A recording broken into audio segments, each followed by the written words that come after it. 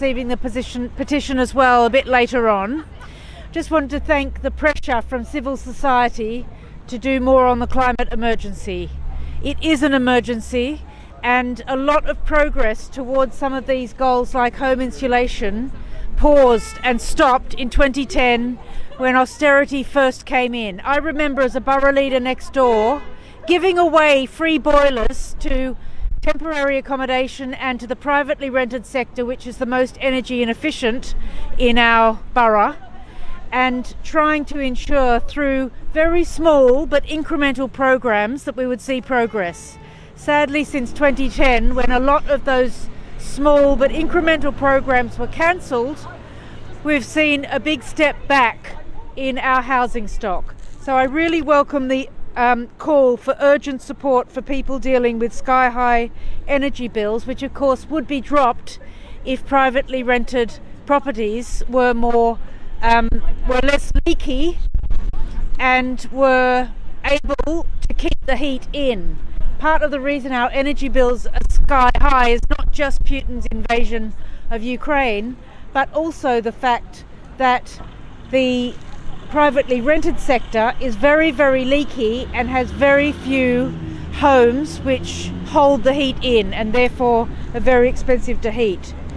I share the call for a new emergency program to insulate our homes, and the 28 billion per annum promised over a next Labor government term would provide for that vision, not just providing the equipment needed, not just providing the human beings who need to be trained to put in the insulation, but also the central government push, which is the main way we're ever going to get progress. Small incremental projects at local level are all very good, but what you need is a central drive by central government to ensure that social homes, privately rented homes, and owner-occupied homes all have programs which are specific to their needs. I also very briefly want to put on record Norman Beddington, who's been working on this particular work strand since before 2010.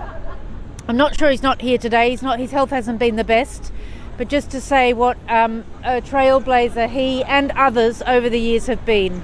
Hornsey and Wood Green's been way ahead of the curve, cross-party, working with people like Cara Hilton and others to push for this through Sustainability N10, through Friends of the Earth, through the Labor. There's a Labor push as well through the Hornsey and Wood Green Labor system.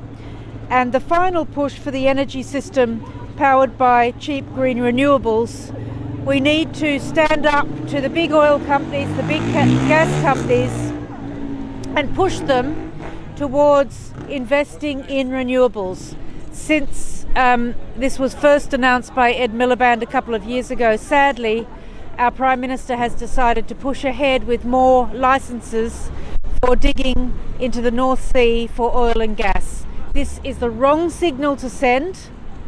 Instead, we must be providing more civil society push onto those huge multinational companies to make them invest in renewables. So if you're a shareholder, or if like me you probably have a cup of coffee at cafes here which are reliant on the big companies as well, because we're all joined together in the system that we have at the moment, we must put more pressure onto the companies to have a divorce from their long-term relationship with oil and gas and move towards renewable.